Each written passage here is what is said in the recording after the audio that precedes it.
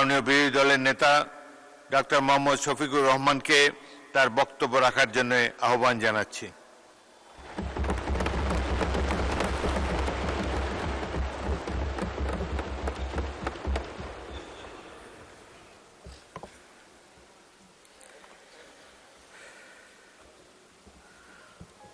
আসসালামু আলাইকুম ওয়া রাহমাতুল্লাহ। নাহমাদুহু ওয়া নুসাল্লি আলা রাসূলিহিল কারীম ওয়া আলা আলিহি ওয়া সাহবিহি ওয়া আহলি বাইতি আজমাইন। আউযু বিল্লাহি মিনাশ শাইতানির রাজীম। রাব্বি ইশরাহ লি সাদরি ওয়া ইয়াসসির লি আমরি ওয়াহলুল উকদাতাম মিন লিসানি ইয়াফকাহু কাওলি। قال النبي صلى الله عليه وسلم خير الناس من ينفع الناس أو كما قال عليه الصلاة والسلام। মাননীয় স্পিকার, আপনাকে ধন্যবাদ। বাজেট সেশনের শুরু থেকে এ পর্যন্ত যে সমস্ত সম্মানিত সদস্যবৃন্দ আলোচনায় অংশগ্রহণ করেছেন, আমি তাদের সকলকে অন্তরের অন্তঃস্থল থেকে ধন্যবাদ জ্ঞাপন করছি। সকলেই তাদের বিবেচনাবোধের জায়গা এবং জ্ঞান থেকে এই আলোচনায় অংশগ্রহণ করেছেন। আমি এই ধারণা পোষণ করতে চাই, দেশ, সমাজ, জাতি এবং দিনের কল্যাণেই তারা তাদের আলোচনা রেখেছেন। এটি ঠিক যে সকলের চিন্তাধারা একই ধরনের হবে না, সরকারি দলেও না, বিরোধী দলেও না। চিন্তা একই ধরনের হলে এত লোকের বক্তৃতার প্রয়োজন হতো না, এত সময় খরচ করতে হতো না। সবার পক্ষ থেকে দুই দিক থেকে একজন করে বক্তব্য রাখলেই বিষয়টা চুকে যেত। আমরা এখানে জনগণের ভালোবাসা এবং ভোটে নির্বাচিত হয়ে মহান আল্লাহর ইচ্ছায় আসার সুযোগ পেয়েছি এবং সবাই নিজের বিবেক, মহান আল্লাহ তাআলা আর প্রিয় জনগণের কাছে দায়বদ্ধ। এই দায়বদ্ধতার জায়গা থেকেই আমরা আমাদের বক্তব্য রেখে থাকি। বাজেট সেশন বছরের সবচেয়ে গুরুত্বপূর্ণ সেশন। এর ভিত্তির উপর পুরা বছরটি কেমন যাবে তাই নির্ভরশীল। আমি বিশ্বাস করি সকল সদস্যই সেদিকে খেয়াল রেখে তারা বক্তব্য উপস্থাপন করেছেন। আমি আমার বক্তব্যের সূচনায় গভীর শ্রদ্ধা প্রদর্শন করছি এবং তাদের জন্য মাগফিরাত কামনা করছি। মরহুম প্রেসিডেন্ট জিয়াউর রহমান, আল্লাহ তাকে শহীদ হিসাবে কবুল করুন। মাওলানা আব্দুল হামিদ খান বাসানী, যার অসামান্য অবদান রয়েছে জাতির জন্য। জেনারেল আতাউল গনি উসমানী, যিনি মুক্তিযুদ্ধে সফল নেতৃত্ব দিয়েছেন। স্বাধীনতার পতাকা উত্তোলনকারী আসম আব্দুর রব, যিনি সাহসী যুবক হিসাবে সেদিন গর্জন করেছিলেন। সকল শহীদ এবং জীবিত মুক্তিযোদ্ধা, 90-এর গণ আন্দোলনের শহীদ, 28 অক্টোবরের শহীদ, পিলখানা হত্যাকাণ্ডের শহীদ, শাপলা চত্বরের শহীদ, 17.5 বছর ফ্যাসিবাদী শাসনের বিরুদ্ধে লড়াই করতে গিয়ে যে সমস্ত লোক শহীদ হয়েছেন, বিশেষ করে আমার প্রিয় দলের সম্মানিত সিনিয়র নেতৃবৃন্দ। আমরা একটি কষ্টে ভোগা দল। আমাদের 1-2 করে 11 জনকে আমাদের বুক থেকে ছিনিয়ে নেওয়া হয়েছে। 12 নম্বর জন এখানে জীবিত আছেন। বাকি সকলেই দুনিয়া থেকে বিদায় নিয়েছেন। আল্লাহ তাআলা তাদের সকলকে শহীদের যথাযথ মর্যাদা দান করুন। তাদের দুঃখী পরিবারের প্রতি আমি গভীর সমবেদনা জানাচ্ছি। সেই সাথে 24-এর গণ অভ্যুত্থানের সকল শহীদ, আহত এবং পঙ্গু এবং ফ্যাসিবাদী আমলে গুম হওয়া সকল পরিবার, ব্যক্তি, তাদের সকলের প্রতি আমি গভীর শ্রদ্ধা এবং সমবেদনা জ্ঞাপন করছি। পিলখানায় নির্মমভাবে যাদেরকে হত্যা করা হয়েছে, জাতির শৌর্যবীর্যের জায়গায় মূলত আঘাত দেওয়া হয়েছে। আমি তাদেরকেও গভীর শ্রদ্ধায় স্মরণ করছি এবং আল্লাহ তাআলার দরবারে তাদের শাহাদত কবুল হওয়ার জন্য দোয়া করছি। সীমাহীন ত্যাগের মধ্য দিয়ে আজকের এই পার্লামেন্ট গঠিত হয়েছে। এই পার্লামেন্ট আমরা মূল থেকেই বলে আসছি মজলুমের পার্লামেন্ট। সঙ্গত কারণেই আশা করি যে পার্লামেন্ট এমন কোনো আচরণ করবে না যেটা মজলুম দেশবাসীকে আহত করে। এই পার্লামেন্ট দায়িত্বশীল আচরণ করবে, জাতিকে স্বপ্ন দেখাবে, জাতিকে জাগিয়ে তুলবে, জাতিকে ঐক্যবদ্ধ করবে এবং জাতিকে সামনের দিকে এগিয়ে নেওয়ার চেষ্টা করবে। মাননীয় স্পিকার,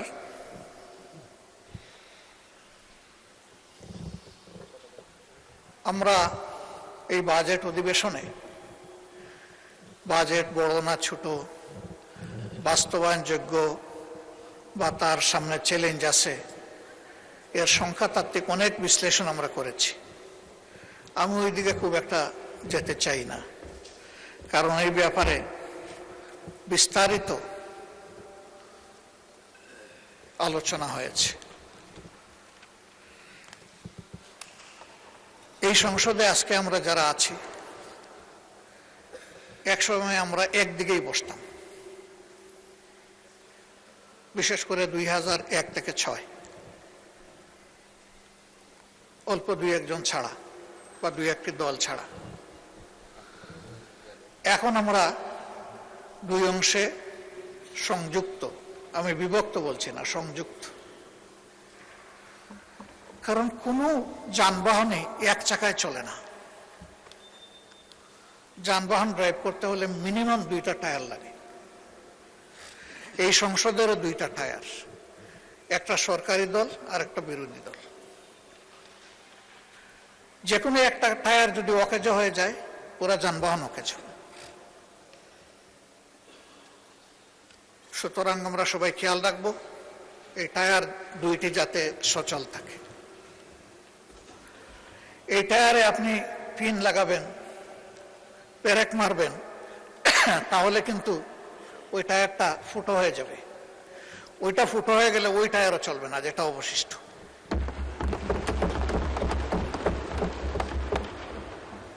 একটা চমৎকার টেন্ডেন্সি আমি লক্ষ্য করেছি। প্রায় সকল বক্তা কুচি কুচি করে কাটার পরে বলেন, এগুলো ছাড়েন, ছাড়িয়ে আসেন, আমরা ঐক্যবদ্ধভাবে দেশটা চালাই।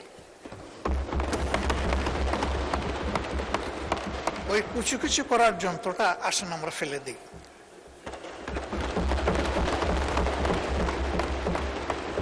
আমরা একটা বিউটিফুল ওয়ান্ডারফুল কম্বিনেশনে চলি। এর অর্থ এটি নয় যে সরকারি দলের যেটা অভিপ্রায়, বুঝে না বুঝে সেটাই হবে বিরোধী দলের অভিপ্রায়। আবার এর অর্থ এটিও নয় যে সরকারি দল সঙ্গত কোনো বিষয় নিয়ে সামনে আগালে বিরোধী দল বিরোধিতার খাতিরে শুধু বিরোধিতাই করে যাবে। এই দুইটার কোনোটাই না। সরকারি দলকেও বিরোধী দলকে সম্মান করার মানসিকতা থাকতে হবে, আর বিরোধী দলেরও সঙ্গত সকল ব্যাপারে সরকারকে সহযোগিতা করার মানসিকতা থাকতে হবে। এই কথাটি আমরা প্রথম দিনই বলে রেখেছি। মাননীয় স্পিকার, অতীত অভিজ্ঞতা আমার নেই, আপনার আছে।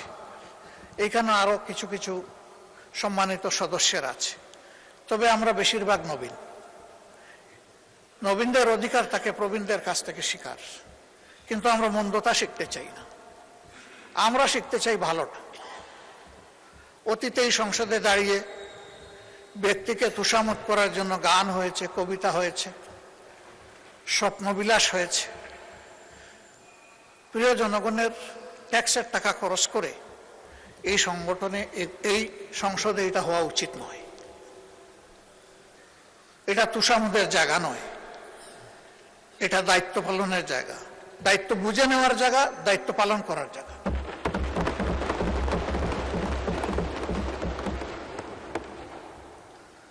অনেক সময় ব্যক্তিকে খুশি করতে গিয়ে অন্যকে আবার বেশি করে আমরা আঘাত করে ফেলি। আমি প্রথম দিন আপনার মাধ্যমে অনুরোধ করেছিলাম অতীতের ব্যাড কালচারকে আমরা না বলি, বিশেষ করে এই সংসদে দাঁড়িয়ে চরিত্র হননের কোনো কাজ যেন না হয় এবং আপনি যেন এটা এলাও না করেন। অভিজ্ঞতা বলছে তার কিছু উন্নয়ন হয়েছে, কিন্তু পুরোপুরি শেষ হয়নি। আমি আশা করব এরপরে আর এটা কন্টিনিউ করবে না। মাননীয় স্পিকার, বাজেট মূলত একটি জাতির টিকে থাকার এবং সামনে এগিয়ে যাওয়ার চার্টার। আমি ধন্যবাদ জানাই মাননীয় অর্থমন্ত্রীকে সরকার গঠনের পরে খুব কম সময় পেয়েও একটা বিধ্বস্ত অর্থনীতির ধ্বংসস্তূপের উপর দাঁড়িয়ে তিনি সংসদে একটা বাজেট পেশ করেছেন। 234 পৃষ্ঠার এই বাজেট পাঠ করতে তার অনেক কষ্ট হয়েছে, কষ্ট হওয়ার কথা। কয়েক ঘন্টা তাকে দাঁড়িয়ে বক্তব্য রাখতে হয়েছে। তার উপর একটি গুরুভার অর্পিত হয়েছে এই সংসদ এবং সরকারের পক্ষ থেকে।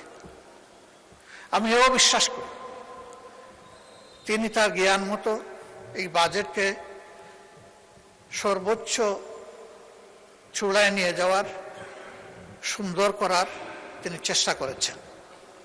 কিন্তু তারপরেও তিনি এবং তার টিম ব্যক্তিগতভাবে মানুষ, সমষ্টিগতভাবে মানুষ। মানুষের কোনো প্রয়াস সম্পূর্ণভাবে ভুলের ঊর্ধ্বে হওয়ার প্রশ্নই ওঠে না। এর মধ্যে ত্রুটি এবং ঘাটতি থাকবে, এটাই স্বাভাবিক। এটা আমি করলেও থাকত। বিরোধী দলের কাজ হচ্ছে ওয়াচ ডগের কাজ করা। তারা তীক্ষ্ণ দৃষ্টিতে দেখবে এই বাজেটের মাধ্যমে জনকল্যাণের পরিবর্তে কোথাও জনগণের কোনো ক্ষতি হচ্ছে কিনা, এবং বিশেষ করে সমাজের ন্যায্যতার ভিত্তিতে যাদের পাওনা আছে তারা বঞ্চিত হচ্ছে কিনা, এবং কোনো জায়গায় জনগণের অর্থের অপচয়ের প্রস্তাবনা আছে কিনা, এই বিষয়গুলো দেখা মূলত বিরোধী দলের কাজ। সরকারি দলের বন্ধুরা বিরোধী দলের সমালোচনাকে কেউ কেউ ওয়েলকাম করেছেন, আমি তাদেরকে ধন্যবাদ জানাই। আবার কেউ কেউ বিরক্তি প্রকাশ করেছেন, আমি তাদেরকেও ধন্যবাদ জানাই। এইসব বৈচিত্র্য নিয়েই এই সংসদ, এই বৈচিত্র্য থাকুক। সরকারি দল বাজেটের প্রশংসা করতে থাকুক, বিরোধী দল হালকা প্রশংসার সাথে ভারী ওয়াচডগের কাজটাও করে যাক। তাহলে বাজেট সত্যিকার অর্থে পূর্ণতা পাবে এবং আমরা এটা আশা করতে চাই। বিরোধী দলের পক্ষ থেকে, এমনকি সরকারি দলের পক্ষ থেকেও কিছু কিছু বিষয়ে কিছু প্রস্তাবনা এসেছে এবং আমি বেশ কিছু প্রস্তাবনাকে একান্তভাবে যৌক্তিক মনে করি। রেওয়াজ অনুযায়ী সম্পূরক বাজেটের উপরে কাট মোশন ছিল, সেখানে একটাও গ্রহণ করা হয় নাই। যদি 1 টাকার একটাও গ্রহণ করা হতো তাহলে ডেমোক্রেসিতে সুন্দর একটা চ্যাপ্টার যোগ হতো। এবারও যে প্রস্তাবনাগুলো এসেছে, আমি আশাবাদী হতে চাই যে সবগুলাই অবলীলায় অগ্রাহ্য হবে না, বরঞ্চ যেগুলা যৌক্তিক মাননীয় অর্থমন্ত্রী বিবেচনায় নিয়ে সেগুলা গ্রহণ করবেন এবং তার পূর্ণাঙ্গ প্রস্তাবনায় সংশোধিত আকারে তিনি এই সংসদে পেশ করবেন। তাহলে দেশবাসী বুঝতে পারবে যে এই সংসদের আলোচনা শুধু সময় ক্ষেপণের জন্য নয়, কিন্তু কিছু কথার ফুলঝুরি নয়, এর বাস্তবতা রয়েছে, এর মধ্যে সারবস্তু আছে।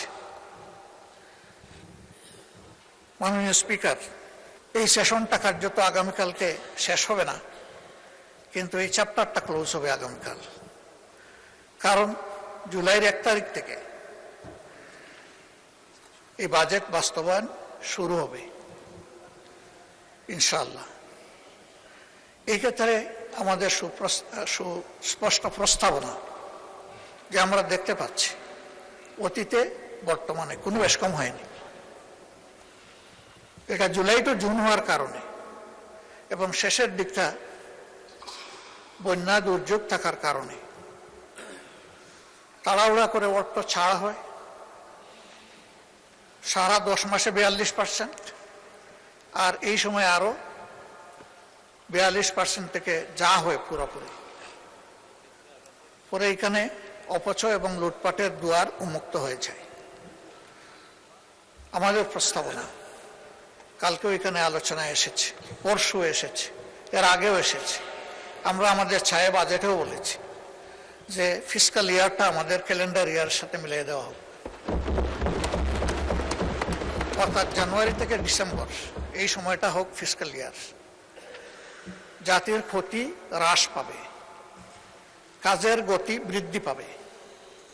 আমরা আশা করব এটা সক্রিয় বিবেচনায় নিয়ে কার্যকর হবে ইনশাআল্লাহ। দ্বিতীয় সংক্রান্ত যে মৌলিক কথাটি বলে রাখতে চাই যে এই বাজেট আমরা প্রণয়ন করি ঠিক আছে, কিন্তু আমরা বাস্তবায়ন করি না। বাস্তবায়ন করে আমাদের নির্বাহী ফোর্স যারা আছে তাদের মাধ্যমে, রাষ্ট্রের কর্মকর্তা কর্মচারীদের মাধ্যমে বাস্তবায়ন হয়। তারাও ভুলে উঠবে না। এটা নিয়মিত ইভ্যালুয়েশন বা অ্যাপ্রোপ্রিয়েশনের যদি একটা সিস্টেম আমরা এস্টাবলিশ করতে পারি তাহলে জনগণের ট্যাক্সের টাকার সর্বোচ্চ সদ্ব্যবহার হবে, এটা আমরা নিশ্চিত হতে পারি। এই জন্য প্রতি 3 মাস অথবা 4 মাস অন্তর অন্তর এর ইভ্যালুয়েশন বা অ্যাপ্রোপ্রিয়েশন রিপোর্ট এবং আলোচনাই সংসদে হওয়া উচিত। বিশেষ করে শেষ 3টি মাস হাতে রেখে সম্পূরক বাজেটটা আসা দরকার। এবারও আমি ব্যক্তিগত আলোচনায় বলেছিলাম যে দেরি করলেন কেন, এটা আরো আগে আনতে পারতেন। একজন দায়িত্বশীল সম্মানিত সদস্য তিনি বললেন যে এত আগে প্রেডিক্ট করব কিভাবে। আমি বললাম যখনই পরিকল্পনা নেওয়া হয়েছে প্রেডিকশন তো তখন হয়ে আছে এবং এর একটা টাইম লাইনও হওয়া উচিত, কোন কাজটা কোন সময়ের ভিতরে সম্পন্ন হবে। যদি এইভাবে ইভ্যালুয়েশন এবং টাইম লাইন ফলো করে আমাদের বাজেট পরিকল্পনা বাস্তবায়ন হয় তাইলে 3 মাস কেন 6 মাস আগেও প্রেডিক্ট করা কোনো অসম্ভব নয়। আর এখানেও আমরা দেখলাম যে অন্তত 20 দিন আগে তো প্রেডিকশন করা গেছে। তো 20 দিন আগের প্রেডিকশন যদি হয় তাইলে 3 মাস আগেরও প্রেডিকশন করা সম্ভব। তখন আর ওই যে অপচয় এবং লুটপাট এটা সম্ভাবনাটা কমে আসবে। আমাদের সমাজে বাজেট বাস্তবায়ন বা উন্নয়নের সবচেয়ে বড় বাধা হচ্ছে দুর্নীতি, জবাবদিহিতার অভাব, সততা স্বচ্ছতার অভাব। এটি আমাদের সবচেয়ে বড় চ্যালেঞ্জ। এই চ্যালেঞ্জ একদিনে দূর হবে না, কিন্তু কোনো একটা জায়গা থেকে শুরু করতে হবে এবং পদ্ধতিগতভাবে যদি এটা আমরা শুরু করতে পারি তখন এটা সুফল আমরা পেতে পারি। মাননীয় স্পিকার, আমাকে কতটুকু সময় দিবেন আগে বলেন নাই, আমি ধারণা করে নিচ্ছি এই সংসদে কেউ কেউ যেভাবে আনলিমিটেড সময় পেয়েছেন আজকে আশা করি আমিও সেই রকম পাবো। আপনাকেও আনলিমিটেড সময় দেওয়া হবে, বলুন। ধন্যবাদ মাননীয় স্পিকার, তবে আনলিমিটেডটাও লিমিটেড হবে ইনশাল্লাহ।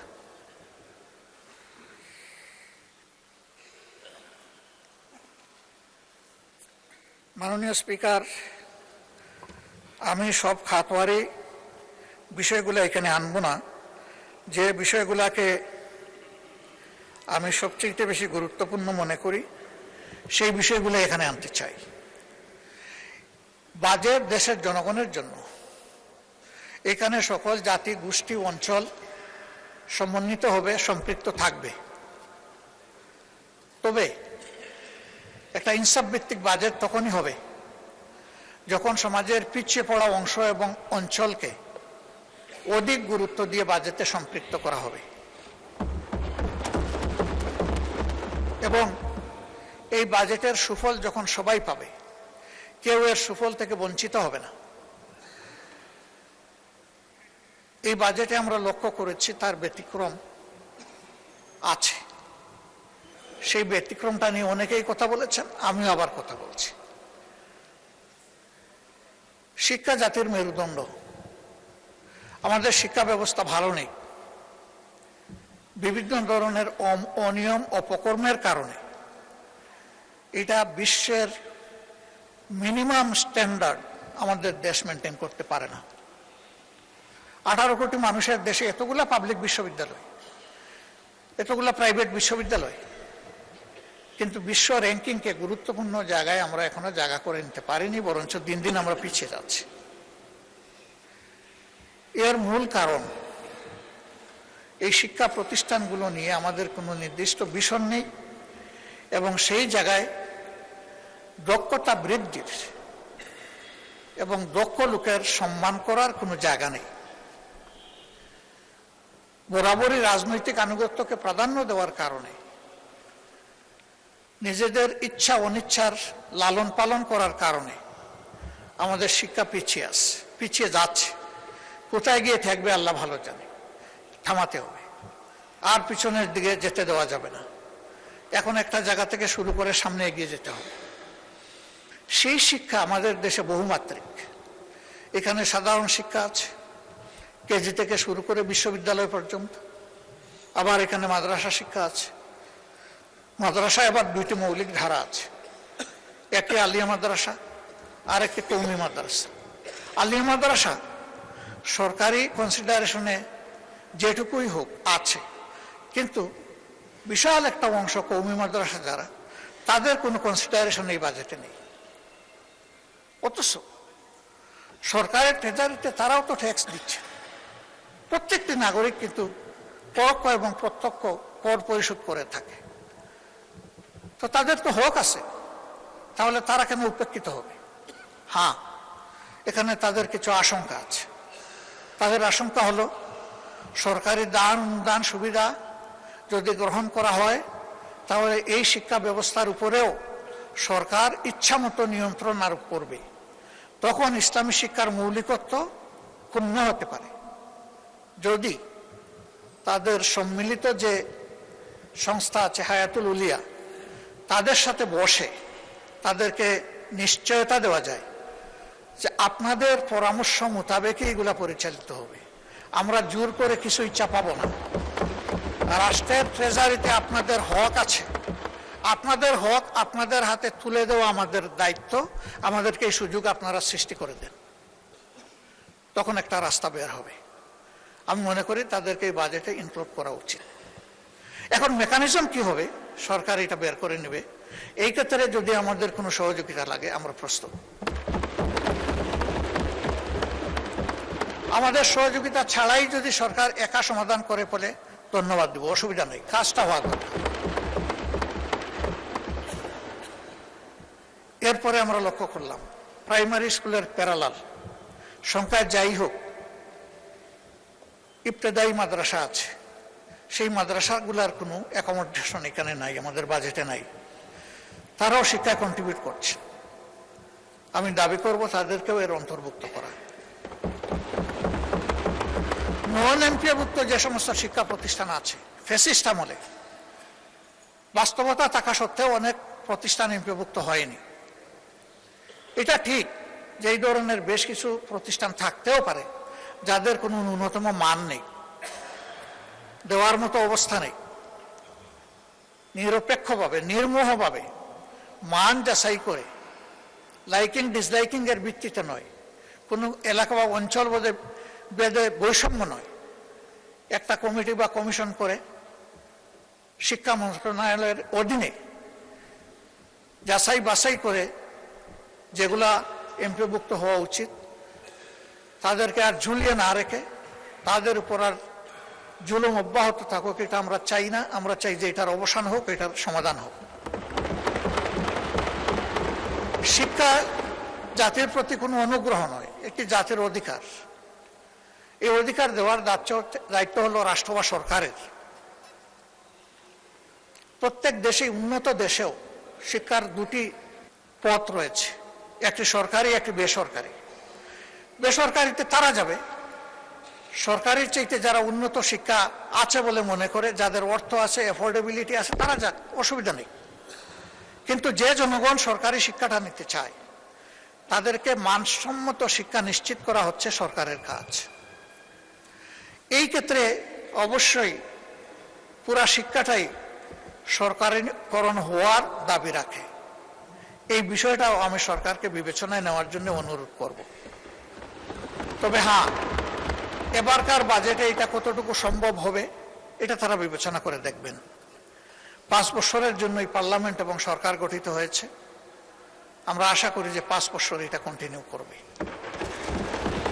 এর একটা স্বল্প, মধ্য এবং দীর্ঘমেয়াদী পরিকল্পনা থাকা দরকার। জাতিকে আশ্বস্ত করা দরকার যে আমরা এইভাবে আগাতে চাচ্ছি। জাতির সামনে বিষয়টা স্পষ্ট করা দরকার। মাননীয় স্পিকার, শিক্ষায় অনগ্রসর একটা জনগোষ্ঠী আছে, তারা আমাদের অংশ, তারা এই দেশের নাগরিক। তাদের একটা অংশ বা বড় অংশ পাহাড় অঞ্চলে বসবাস করে। যোগাযোগে, স্বাস্থ্যসেবায়, শিক্ষায়, এই 3টা মৌলিক বিষয়ে তারা অনেক পিছিয়ে। এবং অনেক পিছিয়ে থাকার কারণেই পাহাড়ে অনবরত অস্থিরতা লেগেই আছে। তাদেরকে আস্থায় আনতে হবে, ন্যায্যতার ভিত্তিতে তাদের প্রাপ্য তাদের হাতে তুলে দিতে হবে, অতীতের বঞ্চনা সহ তাদের হাতে তুলে দিতে হবে। যদি এইভাবে তাদেরকে আমরা মূল ধারায় ফিরিয়ে আনতে পারি, আমরা আশা করি সেখানে দেশপ্রেমিক সেনাবাহিনীর আর কোনো সদস্যকে নিহত হতে হবে না। তারা তখন বিশ্বাস করতে শুরু করবে যে এই দেশ আমাদের সকলের, এই দেশকে বাঁচানোর দায়িত্ব, এগিয়ে নেওয়ার দায়িত্ব আমাদের সকলের। আমরা এই বিষয়েও আমি বিশেষভাবে দৃষ্টি আকর্ষণ করছি। বিশ্ববিদ্যালয়গুলো আমার প্রিয় দেশে কোনো মানে আসলো না, আসবে কিভাবে? বিশ্ববিদ্যালয়ে সেই রকম মানসম্মত কোনো গবেষণা নেই, গবেষণার জন্য পর্যাপ্ত ফান্ডও নেই, লজিস্টিকও নেই, এবং আমার ধারণা মন মানসিকতাও নেই। ইচ্ছা থাকলে তো একটা উপায় বের হয়। শিশু কান্না করলে তো মা কিছু দুধ দেয়। আমাদের বিশ্ববিদ্যালয়গুলা যদি রিসার্চ বেস না হয় তাহলে চিরজীবনই আমরা একটা আমদানি নির্ভর জাতি হিসাবে থেকে যাব। আমরা যে সমস্ত ক্যাপিটাল মেশিনারি, লজিস্টিক এবং আমাদের প্রয়োজনীয় পণ্য বিদেশ থেকে আমদানি করে থাকি, তাকে আমদানি করতে থাকবো আর শুধু খুঁজতে থাকবো যে কোন দেশ থেকে ভালো আমদানি করা যাবে, নাকি একদিন আমরাও রফতানি করার জন্য এই পণ্যগুলো তৈরি হব। জাতিকে যদি এই ক্ষেত্রে তৈরি করতে হয়, অবশ্যই বিশ্ববিদ্যালয়গুলোকে গবেষণা কেন্দ্রে পরিণত করতে হবে। এবং আমি অনুরোধ করব, শিক্ষায় যে ফান্ড দিয়েছেন যদি আরো সম্ভব হয়, আরো ফান্ড দিয়ে, স্পেশাল অ্যালোকেশন দিয়ে অন্তত 5-7টা ইউনিভার্সিটিকে স্পেশালি ডেজিগনেট করা দরকার, স্পেশাল অ্যাসাইনমেন্ট দেওয়া দরকার যে আমাদের জাতি আপনাদের কাছ থেকে এটি চায়। এই বাজেটকে আমি বড় বলবো না, ছোটও বলবো না, মধ্যমও বলবো না। আমি বলবো জাতির প্রয়োজনে যা দরকার সেই রকম বাজেটে নিতে হবে। আমি এটাও বিশ্বাস করি, রেভিনিউ আহরণে আমাদের যে আশঙ্কা, অতীত অভিজ্ঞতার আলোকে সরকার নিজে যদি সৎ হয় এবং সদিচ্ছা থাকে, তাহলে যে রেভিনিউ টার্গেট এখানে আমরা ফোকাস করেছি তার চাইতে বেশি রেভিনিউ আহরণ করা সম্ভব। তবে 3টা বিষয়ের দিকে খেয়াল রাখতে হবে। আমাদের দেশে যারা ইনকাম ট্যাক্স দিয়ে থাকেন, আয়কর দিয়ে থাকেন, তারা 3টা ট্যাক্স দেন। একটা হচ্ছে সরকারি ট্রেজারিতে জমা হয়, আরেকটা কিছু অসৎ লোকের পকেটে যায় যারা এই প্রক্রিয়ার সাথে জড়িত, আর আরেকটা চাঁদাবাজদের পকেটে যায়। এরকম যারা আয় করেন তাদেরকে যদি নিশ্চয়তা দেওয়া হয় ট্যাক্স শুধু একটাই হবে, দ্বিতীয়টা আর তৃতীয়টা থাকবে না, তাহলে আমি বিশ্বাস করি স্বপ্রণোদিত হয়ে এই সমস্ত ব্যবসায়ীরা আরো বেশি ট্যাক্স দিতে তারা আগ্রহী হবে। সেই সাথে এই ব্যবসায়ীরা যখন দেখবেন যে তাদের ব্যবসা যদি কখনো ঝুঁকিতে পড়ে, তখন সরকার এবং দেশ এসে তাদের পাশে দাঁড়ায়। এই আস্থা যদি তাদের মধ্যে তৈরি হয় যে ট্যাক্স শুধু ওয়ান ওয়ে টানেল নয়, এটা টু ওয়ে টানেল, আমি দিব আর বিপদে পড়লেও আমি পাবো, সেই রকম আস্থার পরিবেশ যদি সৃষ্টি করা যায়, সকল দেশের ব্যবসায়ীরা, উন্নত দেশের ব্যবসায়ীরা যেভাবে এই ট্যাক্স দিয়ে থাকেন, আমাদের ব্যবসায়ীরাও সেটা দিবেন বলে আমি বিশ্বাস করি। যাদের সাথেই কথা হয়েছে তারা বলেছে যে আপনারা কাট মোশন করে ওই দুইটা ছাঁটাই করে দেন, 2 নম্বর আর 3 নম্বর, দেখবেন আমরা ট্যাক্স দেই কিনা। ব্যবসায়ীদের মধ্যে সকলের উদ্দেশ্য সমান নয়, এর মধ্যে বেশিরভাগ ব্যবসায়ী সৎ, তারা সততার সাথে বাঁচতে চান, কিন্তু তাদেরকে বাধ্য করা হয় অসৎ হতে। আর কিছু আছে মজ্জাগতভাবে অসৎ, ওরা সব সময় সব জায়গায় লুণ্ঠন এবং ডাকাতির মানসিকতা নিয়েই তারা থাকে। এদের সংখ্যা বেশি নয়, তাদের নামের তালিকাও দীর্ঘ নয়, কিন্তু এই 5-7 জনের হাতেই গত 15টা বছর দেশ লুণ্ঠিত হয়েছে। আমরা বিস্মিত, এদেরকে আমরা সবাই চিনি, কিন্তু তাদের সাথে আমরা কেউ কেউ আবার গোলাগুলিও করি। আজকে বাজেট ঘাটতি খুব বেশি নয়, আমরা সবাই বলছি আমাদের 28 লক্ষ কোটি টাকা 15.5 বছরে বিদেশে লন্ডার করা হয়েছে, পাচার করা হয়েছে। সেই পাচার করা অর্থ কিভাবে ফিরিয়ে আনা হবে এই বাজেটে তার কোনো গাইডলাইন নাই, কোনো প্রস্তাবনা নাই। ওই পাচারকৃত অর্থের 9 ভাগের 1 ভাগ 26-27 অর্থ বছরে যদি আমরা ফিরিয়ে আনতে পারি, যদি সেই উদ্যোগ নেওয়া হয়, তাহলে আমাদের কোনো বাজেট ঘাটতি থাকবে না। এ টাকা আমাদের, এ টাকা জনগণের, এই টাকা ডাকাতি চুরি করে লুণ্ঠন করে নিয়ে যাওয়া হয়েছে। জনগণের সম্পদ জনগণকে ফিরিয়ে দিতে হবে, আর সম্পদের সাথে কালপ্রিটদেরকে ফিরিয়ে আনতে হবে। শুধু সম্পদ আসলো, কালপ্রিটরা থেকে গেল, তাহলে কিন্তু সঠিক শিক্ষা হবে না। ওদেরকেও ফিরিয়ে এনে শাস্তির মুখোমুখি করতে হবে, তাহলে বাকি আর কেউ কালো হাত জনগণের সম্পদের দিকে বাড়ানোর আর সাহস করবে না। আর এই বিষয়টা যদি উপেক্ষা করা হয়, তাহলে আগামীতে এর চাইতে বড় ডাকাত তৈরি হবে, এবং এরা ধরে নেবে যে এই নিয়ে মিডিয়ায়, সংসদে একটু চিল্লাচিল্লি হবে, কথাবার্তা হবে, তারপরে সব মালিশ, আর কিছুই থাকবে না। এখানে আমরা দৃশ্যমান কার্যকর পদক্ষেপ দেখতে চাই। এর জন্য সংশ্লিষ্ট দেশসমূহের সাথে এমওইউ, চুক্তি যা করতে হয়, আইনগত সকল পথ খুলেই আগাতে হবে, কিন্তু এই গতিটা যেন হরিণের গতি হয়, কচ্ছপের গতি না হয়। কারণ এই সম্পদ যত তাড়াতাড়ি ফিরে আসবে, রাষ্ট্র তত বেশি উপকৃত হবে, আমাদের বঞ্চনা দূর হবে। এই ব্যাপারে বিরোধী দল হিসাবে আমরা যাদের সাথে বসেছি, বিদেশের যে সমস্ত ডেস্টিনেশনে আমাদের এই টাকাগুলো গিয়েছে, আমরা তাদের সাথে পরিষ্কার কথা বলেছি, এই টাকা আমাদের, আপনারা ফিরিয়ে দিতে সাহায্য করুন।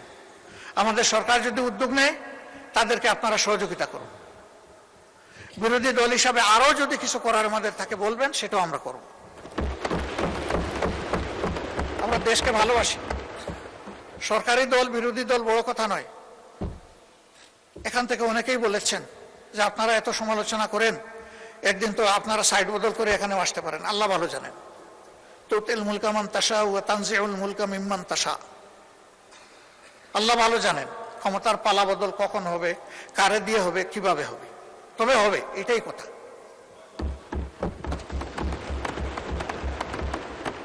মাননীয় স্পিকার, এরপরে যে বিষয়টার উপর আমি গুরুত্ব দিতে চাই, এটি হচ্ছে আমাদের স্বাস্থ্য খাত। একটি জাতিকে এগিয়ে নিতে হলে শিক্ষার পরেই স্বাস্থ্যের জায়গা। আমাদের স্বাস্থ্য খুবই খারাপ। আপনি নিজেও এগুলা প্রত্যক্ষ করেছেন। অবশ্য আপনার বোধহয় সুযোগ কম হয়, কারণ আপনি তো সিএমএইচে ট্রিটমেন্ট নেন। এটা তো আপনাদের জন্য স্পেশালি ডেজিগনেটেড। আমরা সেখানে যেতে গেলে হয়তো আপনাদের দোয়া নিয়ে যেতে হবে, কিন্তু আমাদের দেশে পল্লী স্বাস্থ্যকেন্দ্র থেকে শুরু করে মেডিকেল বিশ্ববিদ্যালয় পর্যন্ত সর্বত্র একই চিত্র।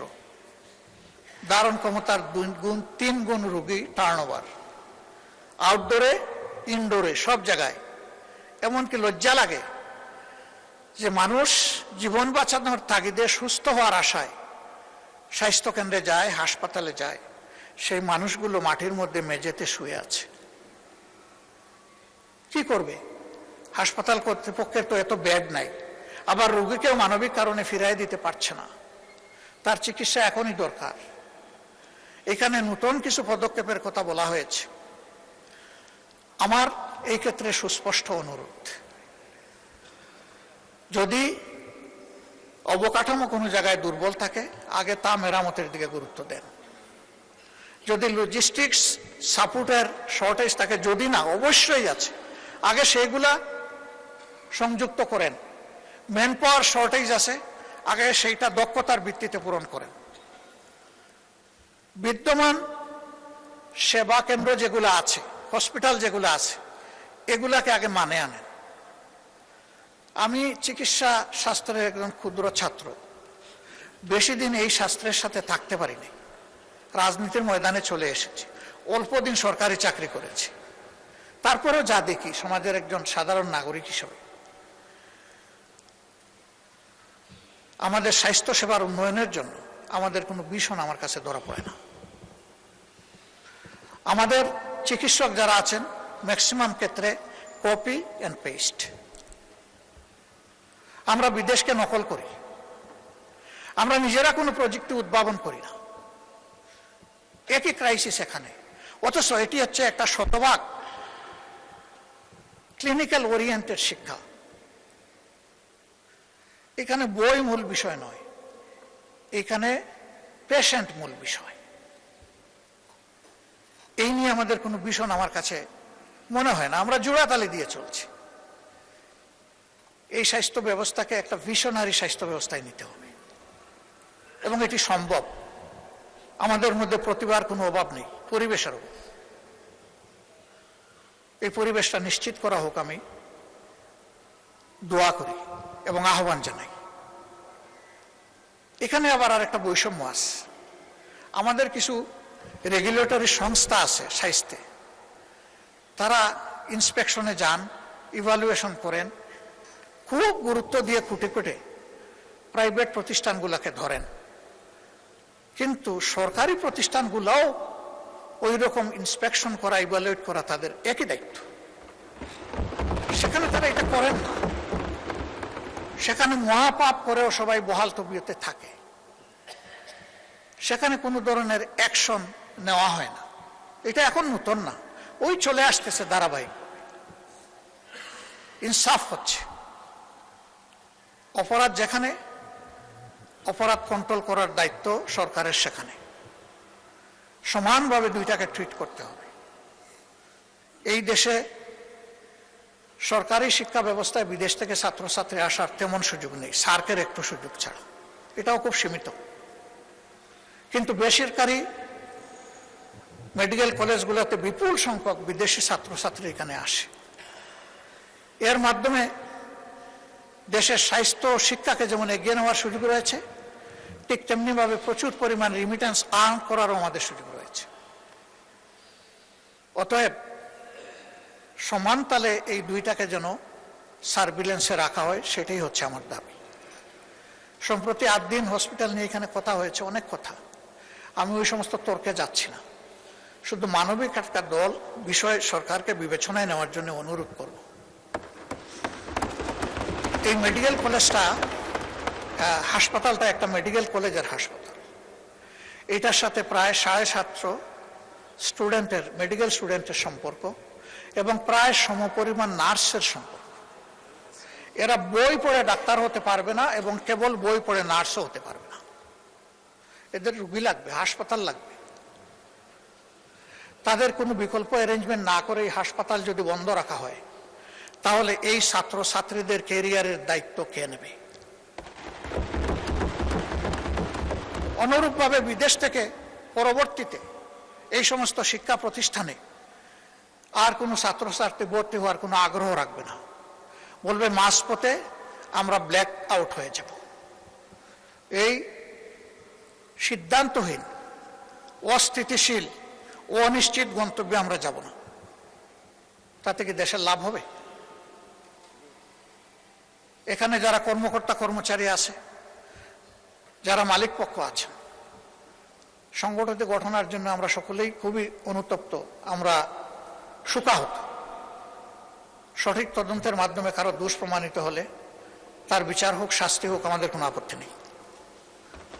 কিন্তু প্রতিষ্ঠানের প্রয়োজনীয় সংস্কার যেটা দরকার, সময় বেঁধে দিয়ে সেটা করে এই হসপিটাল অতি সত্বর খুলে না দিলে এই সমস্ত জিনিস হুমকিতে পড়বে। এটা ঠিক, হয়তোবা তাদের কোনো দুর্বলতার কারণে এই ঘটনা ঘটেছে, কিন্তু এটাও ঠিক যে এখান থেকে লক্ষ লক্ষ মানুষ সেবা পেয়েছে এবং তারা এমন কিছু সেবার রেভিনিউ এখানে দিতে পেরেছে। আমিও একটা প্রাইভেট প্রতিষ্ঠানের সাথে জড়িত, আমি বলছি আমিও এটা দিতে পারিনি, এর ধারে কাছেও আমি দিতে পারিনি। তাদের ভালোকেও অ্যাপ্রিসিয়েশন দেওয়া হোক, আর তাদের কোনো অপরাধ থাকলে সেটাকেও বিবেচনায় নেওয়া হোক, কিন্তু আমাদের পদক্ষেপটা হোক মানবিক এবং যৌক্তিক। আমি বিশেষ করে মেডিকেল স্টুডেন্ট এবং নার্সদের তাদের একাডেমিক ক্যারিয়ার এবং জীবন বাঁচানোর জন্য আমি সরকারকে এ বিষয়টা গুরুত্ব দিয়ে বিবেচনা করার জন্য অনুরোধ করব। মাননীয় স্পিকার, সময় তো আমি বেশি নিয়ে ফেলছি, আর অল্প সময়ে আমি শেষ করব ইনশাআল্লাহ। প্রবাসীরা আমাদের সমাজের অংশ। এই প্রবাসীদের নিয়ে এখানে আমরা 1.5-2 ঘন্টা আলোচনা করেছি। সরকারি দল, বিরোধী দল, খুবই প্লিজেন্ট আলোচনায় আমরা অংশগ্রহণ করেছি, কিন্তু এই বাজেটে প্রবাসীদেরকে আস্থায় আনার, সম্মানিত করার বিশেষ কোনো উদ্যোগ আমার কাছে আমি লক্ষ্য করিনি। সেই আলোচনায় আমরা একটা প্রস্তাব দিয়েছিলাম যে প্রবাসীরা সরকারি দলের নয়, বিরোধী দলের নয়, তারা বাংলাদেশের। এই সংসদ থেকে একটা বিশেষ কমিটি বা টাস্ক ফোর্স করা হোক, যারা এই বিষয়গুলা নিয়ে মুভ করবে, দেশে দেশে তাদের সমস্যাগুলা চিহ্নিত করে তার সমাধানের চেষ্টা করবে। আমাদের প্রবাসীরা বিদেশে যাওয়ার সময় তার যেটুকু যোগ্যতা আছে, এই যোগ্যতার সাথে যেটুকু সামর্থ্য আছে সব উজাড় করে দিয়ে বিদায় হয়। জায়গা জমি বিক্রি করে, ধার দেনা করে যায়, হালের বলদ বিক্রি করে, এগুলা করে তারা বিদেশে যায়। এই যেতে গিয়ে তারাও বিড়ম্বনার শিকার হয়। মালয়েশিয়া একটা গুড হাব, যেখানে আমাদের প্রায় 20 লক্ষ লোক থাকে, সেই জায়গায় অতীতে অনেক কেলেঙ্কারি হয়েছে। সেখানে একটা কোম্পানি করে, নুরুদ্দিন আমিন, সে একটা কোম্পানি করে একটা সিন্ডিকেশনের মাধ্যমে 85,000-এ যেখানে একজন শ্রমিক ভাই যাওয়ার কথা, সেখানে তার কাছ থেকে নেওয়া হয়েছে 6-7 লক্ষ টাকা। এখনো সেইটা বহাল আছে। আমি এই গণতান্ত্রিক সরকারকে অনুরোধ করব, হাত দেন, ভেঙে দেন সিন্ডিকেট, খুলে দেন দুয়ার, চলে যাক শ্রমিক মাত্র 85,000 টাকায়। যারা জেলের ভিতরে আছে তাদেরকে মুক্ত করার জন্য আমাদের মাননীয় প্রধানমন্ত্রী তার সফরে কথা বলেছেন, ধন্যবাদ। তারা মুক্ত হয়ে আসলে এবং যদি তারা সেখানে কাজ পায় আমরা খুব খুশি হব। এদের কোনো দোষ নাই, এরা বুঝে নাই কোনটা জালিয়াতি আর কোনটা সঠিক। দালালের খপ্পরে পড়ে তাদের ভাগ্যে আগুন জ্বলছে। এই দালালদেরকেও আইনের আওতায় আনেন, শাস্তির আওতায় আনেন। এই চেইনটা ভেঙে দেন, খান খান করে দেন। ওই চেইন রেখে মলম দিলে আমাদের কোনো লাভ হবে না, বারবার ফুসকা উঠতেই থাকবে। তাদের আরো অনেকগুলো সমস্যা আছে, আমি সেগুলার দিকে গেলাম না। আর মালয়েশিয়ায় শুধু প্রবলেম না, প্রবলেম সর্বত্র। এক জায়গায় হাত দিলে সব জায়গায় কভার হয়ে যাবে, এবং আমি বিশ্বাস করি এটা আনঅ্যাচিভেবল নয়, এটা অ্যাচিভেবল। এখানে দরকার সদিচ্ছা আর কঠোর পদক্ষেপ। আমরা সরকারের সাথে এই ব্যাপারে আছি।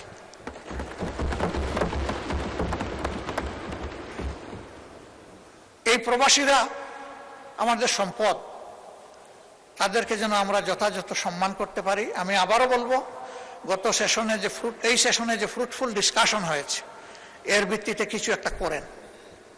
তাদের আস্থা ফিরে আসুক। যদি আমরা স্বচ্ছতা মেনটেন করতে পারি, আমাদের প্রবাসী ফ্লো আবার বেড়ে যাবে, অনেক বেড়ে যাবে। আর না হয় মালয়েশিয়ার মতো বারবার বাধাগ্রস্ত হবে, এই খুলবে এই বন্ধ হবে, দরজা খুলবে জানালা বন্ধ হবে, জানালা খুলবে দরজা বন্ধ হয়ে যাবে। এই বিপদ থেকে বের হয়ে আসা দরকার। মাননীয় স্পিকার, এখানে এই বাজেটে আমাদের ৭১-এর মুক্তিযুদ্ধে যারা অংশগ্রহণ করেছেন তাদের পূর্বের ভাতাটা বহাল রাখা হয়েছে। খেতাবপ্রাপ্ত মুক্তিযোদ্ধাদের ভাতা কিছুটা বৃদ্ধি করা হয়েছে। আমি অনুরোধ করব সকলেরটা বৃদ্ধি করে দেন। প্রয়োজন সবার আছে। খেতাব যারা পেয়েছেন তাদেরকে তো জাতি আলাদা সম্মান করে, কিন্তু প্রয়োজনটা আছে সবার। এই জন্য সবাইকে এই জায়গায় সম্মানের জায়গায় আমরা নিয়ে আসি। গত 17.5 বছরে যত মানুষ জুলুমের শিকার হয়েছে, এমনকি 28 অক্টোবর থেকে, 28 অক্টোবর শুধু জামাতের লোকেরা নিহত হয় নাই, একদিনে 34 জন মানুষ বিরোধী দলের নিহত হয়েছিল। তার মধ্যে 14 জন জামাত ইসলামের, 20 জন বিএনপির। পল্টনের ঘটনাটা ছিল সবচাইতে লোমহর্ষক, হৃদয় বিদারক, অমানবিক, পাশবিক। এই জন্য এইটা রেকর্ডে গিয়েছে। তাদেরকেও এই মজলুমের তালিকায় এনে 17.5 বছরে যারা খুন এবং গুমের শিকার হয়েছেন তাদের সকলকে বিবেচনায় আনা দরকার। জুলাই আন্দোলনে জুলাই যোদ্ধাদের যে সম্মান দেখানো হয়েছে, বিগত সরকার এটা দেখিয়েছে। আমি অনুরোধ করব এটাকে আরো আপহোল্ড করার জন্য। এই সরকার যেন আরো নতুন কিছু ভালো যোগ করে এখানে, তাহলে এই দেশের মায়েদের গর্মে বেশি বেশি করে বীর জন্ম নেবে ইনশাআল্লাহ। যখন বীর মাতারা দেখবেন তাদের সন্তানদেরকে সম্মান করা হচ্ছে, তখন এই দেশ বীরের দেশে পরিণত হবে। এর সর্বশেষ ভিকটিম হচ্ছে শরীফ ওসমান হাদি। আল্লাহর দরবারে তারও শাহাদত কামনা করছে। এই সবগুলার শুধু সামাজিক মূল্যায়ন নয়, বিচারিক মূল্যায়ন হতে হবে। সব কালপিটদেরকে, সে যত বড় যত উঁচু মাপের হোক, তাদেরকে বিচারের আওতায় আনতে হবে। কিন্তু সরকারের এই 4 মাসে একটা গণতান্ত্রিক সরকার প্রতিষ্ঠিত হওয়ার পর বিচারের যে গতি এই সমস্ত ক্ষতিগ্রস্ত ব্যক্তি এবং পরিবার আশা করেছিল, সেটা আমরা দেখতে পাচ্ছি না। আমরা দৃশ্যমান অগ্রগতি দেখতে চাই এই বিচারে। এবং আমি বিশ্বাস করি আমাদের নেতৃবৃন্দ নিহত হয়েছেন বেশি, কিন্তু জনশক্তি, কর্মী তো নিহত হয়েছে বিএনপিরই বেশি। দল হিসাবে আপনাদের একটা দায়িত্ব আছে নিজ সহকর্মীদের উপর ইনসাফ করার। সরকার হিসাবে দায়িত্ব আছে সারা দেশবাসী মজলুমদের উপর ইনসাফ করার। সেই ইনসাফটা আপনারা নিশ্চিত করেন। আমরা ইনসাফের কিছু তারতম্য দেখছি, সহযোগিতার জন্য দৃষ্টি আকর্ষণ করছি। প্রথম দিকেই সরকারের পক্ষ থেকে কিছু অনুদান দেওয়া হয়েছে 2টা ঈদে। একেবারে শেষ মুহূর্তে সময়ের কিয়ামত সময় গিয়ে আমাদেরকে বলা হয়েছে আপনাদের জন্য আছে, এ কাজটা করবেন না। সব জায়গায় সমাহারে দিবেন এবং একই সাথে সরকারি দল বিরোধী দল সবাইকে অবহিত করবেন। এটাকে তো আমরা খাবো না। হ্যাঁ, আমাদের দলের একজনের ব্যাপারে গতকালকে এখানে এক ভাই দাঁড়িয়ে কথা বলেছেন, আমরা তার ব্যাপারে দৃষ্টি দিয়েছি।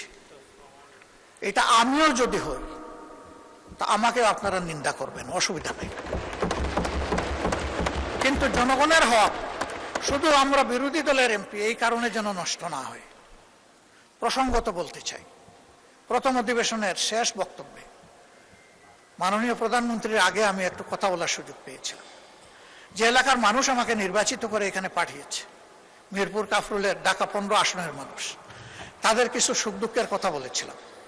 মাননীয় প্রধানমন্ত্রী সদয় হয়ে আমাকে তার বক্তব্যে বলেছিলেন যে আপনার ওই বিষয়গুলো আমাকে আপনি দিয়ে সহযোগিতা করুন, তথ্য দিয়ে। আমি 4 দিনের মাথায় সেটা তার দপ্তর এবং সংশ্লিষ্ট দপ্তরগুলোতে পৌঁছেছি। এরপরে আবার কিছুদিন আগে একটা সফট রিমাইন্ডার দিয়েছি। হয়তো অনেক কাজের ভিড়ে চাপে তিনি এদিকে খেয়াল দিতে পারেননি। কিন্তু আমি যে একটা ভুল করে ফেলেছি, আপনার এই আশ্বাসের পরে আমি যে এলাকার জনগণকে বলেছি যে মাননীয় প্রধানমন্ত্রী এটার দায়িত্ব নিয়েছেন, আপনারা আশ্বস্ত থাকুন।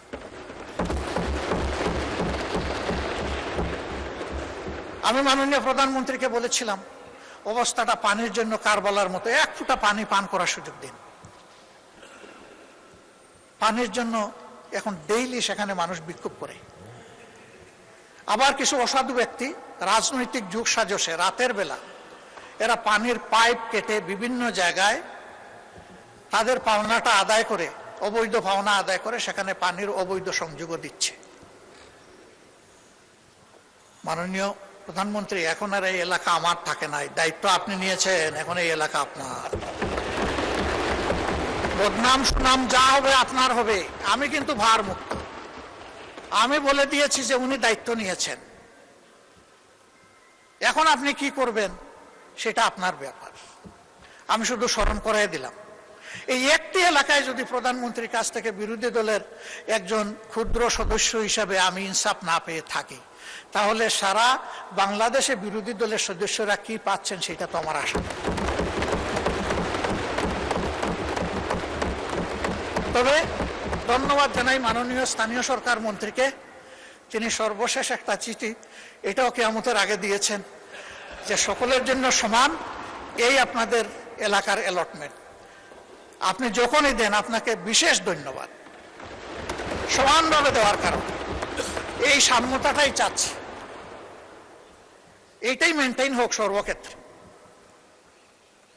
মাননীয় স্পিকার, আমি সিলেটের মানুষ, একটা কথা সিলেটের ব্যাপারে বলতে হয়, সিলেট উনি আবার হাফ সিলেটি, কাজে এখানে আমরা 1.5 জন 1+0.5।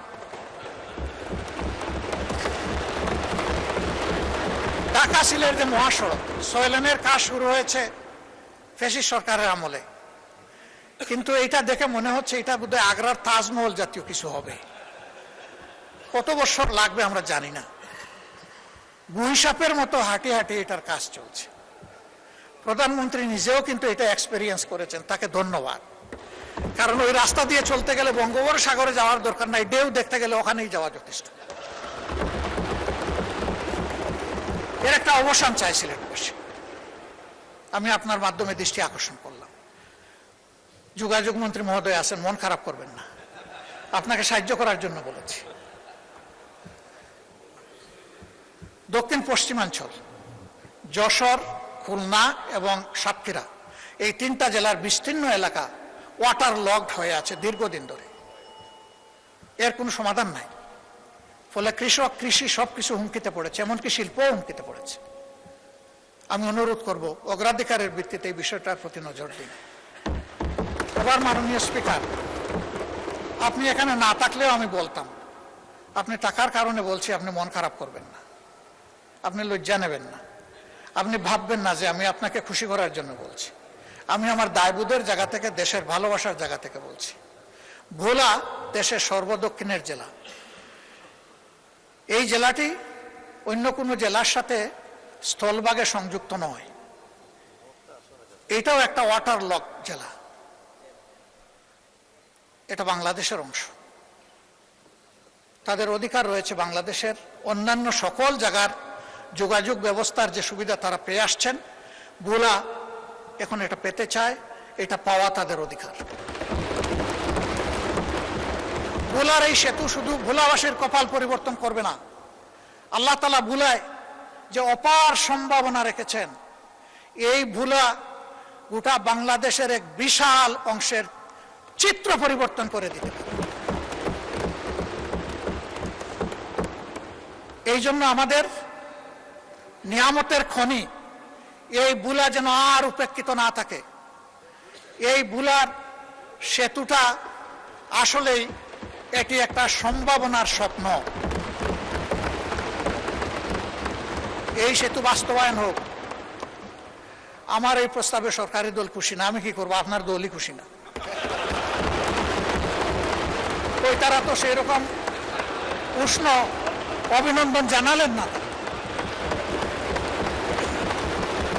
মাননীয় স্পিকার, আমি আরো আপনাকে আশ্বস্ত করছি, বুলা আমার শ্বশুর বাড়ি নয়।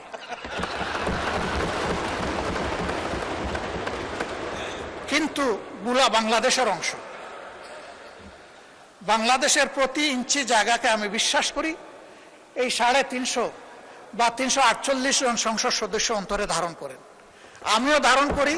তাই আমার দায়বোধের জায়গা থেকে আমি কথাগুলো বলি। বুলার উন্নয়ন, পুরা দক্ষিণ অঞ্চলের উন্নয়ন বয়ে আনুক, আমি দোয়া করি। আর আমি কথা বাড়াচ্ছি না, অনেক সময় নিয়ে নিছি। আপনি আনলিমিটেড দিয়েছিলেন, আসলে আমি আনলিমিটেড করে ফেলেছি। ও, এই দিক থেকে আওয়াজ আসছে তিস্তা মহাপরিকল্পনা। আমি মাননীয় প্রধানমন্ত্রীকে অভিনন্দন জানাই আরেকবার। তার সফরের পরে অভিনন্দন জানিয়েছিলাম, আরেকবার অভিনন্দন জানাই। তিস্তা মহাপরিকল্পনা বিষয়ে তিনি শক্তিশালী বন্ধু দেশ চীনের সাথে কথা বলেছেন এবং পানি সম্পদ মন্ত্রী গতকাল তার বক্তব্যে আশ্বস্ত করেছেন যে ইনশাল্লাহ যে নামেই হোক কাজ শুরু হয়ে যাবে। আমরা নামের কাঙ্গাল নই, আমরা কামের কাঙ্গাল। কামটাই দেখতে চাই। নাম নিয়ে শেষ কথা বলে আমি বিদায় নেই। আমি সিলেটের মানুষ, চাকরি করেছি সুনামগঞ্জ, আমার বাড়ি মৌলভীবাজার, বিয়ে করেছি সিলেট জেলায়। 3টা জেলা আমার খাবার হয়েছে। তো সুনামগঞ্জে একটা শিক্ষা প্রতিষ্ঠান স্থানীয় লোকেরা গড়ে তুললেন তাদের নিজের অর্থে এবং পরিশ্রমে। ভালো মানসম্মত একটা কলেজ, কিন্তু এমপিওভুক্ত হয় না। এইটা 96-2001 সালের সরকারের সময়। কোন সরকার ছিল এটা বুঝতেই পারছেন। তো মন্ত্রী মহোদয় এলাকার যিনি ছিলেন, তার একজন ঘনিষ্ঠ লোককে এলাকার লোকেরা ধরলো যে আমাদের এইটা একটু আপনি করে দেন। সে যখন গিয়ে বলল, তো উনি বললো ঠিক আছে করে দিব, এখানে আমার নাম থাকবে কিনা। ওই যে তাদের সাথে আলাপ করে দেখি লিডার, আর সে আলাপ করছে, লোকেরা খুব মন খারাপ করছে যে সব কিছু আমরা করলাম, ওনার নামে এখন কলেজ দিয়ে দিব, এটা কোন ধরনের ইনসাফ। তো তারা মন খারাপ করে পাকিস্তান আমলের এক সরপঞ্চের কাছে গেছে। তখন তো আর মেম্বার ছিল না, সরপঞ্চ ছিল। এই বৃদ্ধ লোকের কাছে গিয়ে বলছে যে ঠেকলে নাকি বৃদ্ধের কাছে আসতে হয়, আপনি একটু বুদ্ধি দেন, কি করব। আমাদের যুবকরা শুনে তো খেপে গেছে, বলে যে সারা জীবন আমাদের এমপিভুক্তি হওয়ার দরকার নেই, আমরা এইভাবেই চলব। তো উনি বলে অসুবিধা নাই, ওই লোকটাকে দাওয়াত দাও যাকে তোমরা মাঝখানে ধরেছ, তার সাথে আমিও একটু বসতে চাই, তোমরাও থাকবা। তো ওই লোককে নিয়ে বসে বসে বলছে যে ঠিক আছে মন্ত্রী মহোদয়, এত বড় একটা কাজ করে দিবেন, আর তিনি আশা করেছেন তার নামটা থাকুক। এরকম একটা সমন্বয় হতে পারে যে তারও নাম থাকবে, এলাকারও নাম থাকবে। তো যদি এটা তিনি মানেন তাহলে একটা সমাধানে আমরা যেতে পারি। সে খুশি হয়ে গেছে যে প্রস্তাবে তো অর্ধেক মিলল। সে গিয়া যখন মন্ত্রীকে বলছে, মন্ত্রী তার গাড়ে ঠাস করে একটা চপ পড়ে বসাই দিচ্ছে। সে তো অবাক হয়ে গেল যে ভালো একটা প্রস্তাব নিয়ে আসলাম, উনি আমারে চোর দিলেন কেন। বলে যে তোর বাবারা কি বলছে তুই কি খেয়াল করেছিস, এলাকার নাম পাগলা। এখন যদি এলাকার নামের আগে আমার নাম হয় তাইলে অমুক পাগলা, আর যদি পরে হয় তাইলে পাগলা অমুক। যা কিছুই লাগবে না, ওরা তোরে জুতার বাড়ি দিয়েছে, আমি এর বিনিময়ে এমপিওভুক্ত করে দেব। আমি অনুরোধ করব আমরা যেন নামের পিছনে না দৌড়াই, আমরা যেন কাম নিয়ে পড়ে থাকি। ধন্যবাদ মাননীয় স্পিকার, কোনো ভুল হলে আমাকে ক্ষমা করবেন। প্রিয় দেশ এগিয়ে যাক, বাংলাদেশকে নিয়ে আমরা এগিয়ে যাই, যুবকদের স্বপ্নের বাংলাদেশ উপহার দেই এবং আমরা অতীতের গ্লানি থেকে বের হয়ে আসি। আল্লাহ হাফিজ, বাংলাদেশ জিন্দাবাদ। আসসালামু আলাইকুম রহমতুল্লাহ।